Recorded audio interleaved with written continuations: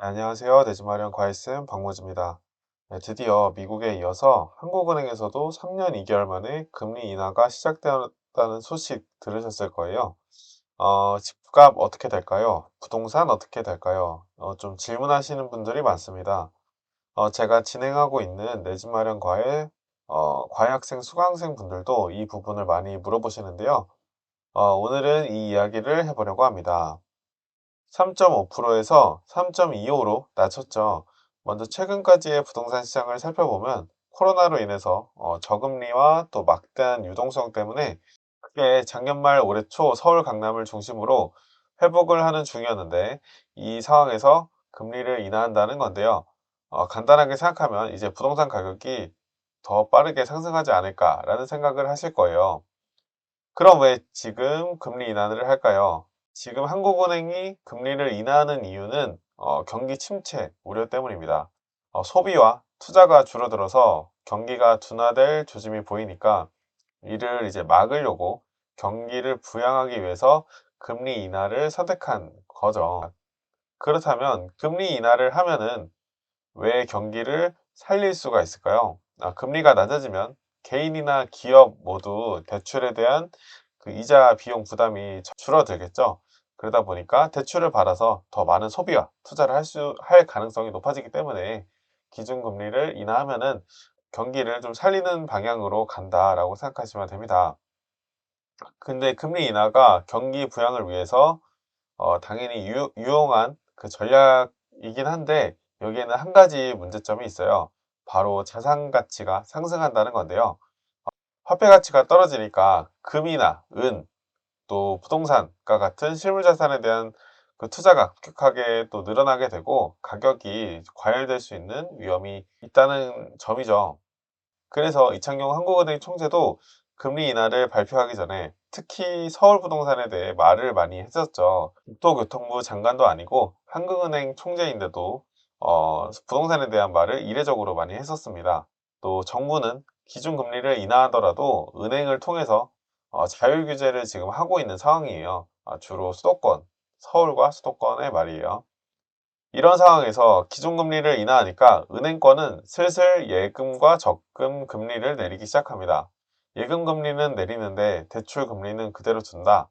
이러면은 은행은 고금리로 돈놀이를 한다라는 비판을 받게 되는데요. 은행이 예금 금리를 인하했다고 하는 것은 은행은 대출 금리를 지금보다는 더 낮출 수 있는 여력이 있다라고 보시면 됩니다.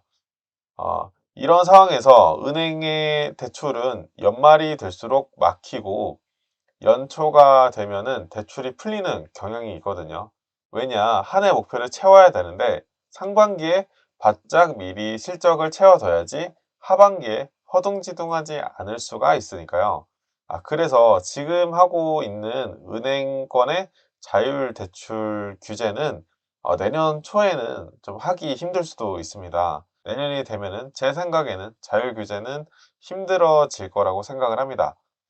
정부의 규제가 없다고 하면은 은행은 사기업이다 보니까 실적을 채워야 되겠죠. 예, 그래서 자율 규제는 어렵지 않을까 그런 생각을 하고요. 그런데 만약 지금 하고 있는 은행권 자율대출 규제가 아닌 그 정부의 규제 정책이 나온다고 하면은 서울의 주요 지역이나 수도권에는 규제 정책을 하고 지방에는 완화 정책이 나올 수도 있을 것 같습니다. 지금은 전국에 똑같이 규제를 하고 있는데 올해는 서울과 수도권 중심으로 집값이 오른 상황이고 지방은 아직 오르지 못하고 있는 상황이거든요.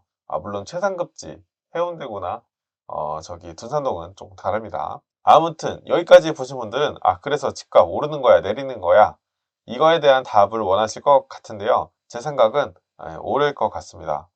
왜냐, 전세가가 계속 상승하고 있습니다. 저번 금리 인상기에 매매가가 급격하게 하락을 했던 이유는 제 생각에는 금리가 너무 올라서 전세대출 이자가 올라가니까 높은 전세값을 낼 세입자가 없어지고 전세가가 더 이상 올라가지 못한 게 하락의 이유 중 하나라고 저는 생각을 하거든요.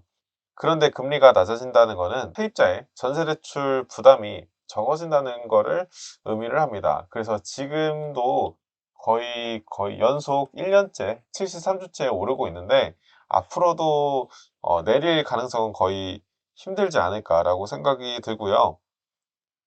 지금은 대출 규제가 있어서 실수요자분들, 특히나 무주택자분들은 굉장히 혼란스러운 상황이실 텐데요. 제 생각에는 지금같이 혼란스러울 때 대출 규제로 1 주택자들, 다주택자들이 움직이기 어려울 때는 항상 무주택자들이 가장 유리한 상황이니까요. 이번 금리 인하의 시작을 기회로 보시고 열심히 내가 살 아파트들을 좀 보러 다니셨으면 좋겠습니다. 내가 살 집을 보러 다니셨으면 좋겠습니다. 저는 어렸을 적 보육원에서 자랐습니다.